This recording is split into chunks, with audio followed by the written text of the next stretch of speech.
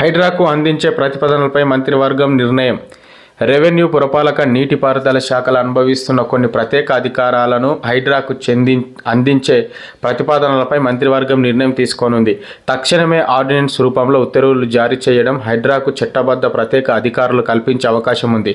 ORR పరిధిలో చెరువులు, కాలువలు పరిరక్షణ కోసం రెవెన్యూ, పురపాలక మరియు నీటిపారుదల శాఖ చట్టాల ప్రకారం హైడ్రాకు కీలక అధికారాలు అప్పగించబడుతున్నాయి. చెరువులు, ప్రభుత్వ భూములు అక్రమదారులకు నోటీసులు జారీ చేసేందుకు, కూల్చివేతకు అవసరమైన అధికారాలను హైడ్రా పొందుతుంది. శీతాకాల శాసనసభ సమావేశంలో హైడ్రా చట్టం బిల్లును ప్రవేశపెట్టి ఆమోదించాలని ప్రభుత్వం భావిస్తుందని, ఇటీవల భారీ వర్షాలకు, వరదల వల్ల జరిగిన నష్టంపై మంత్రివర్గం చర్చించనుంది.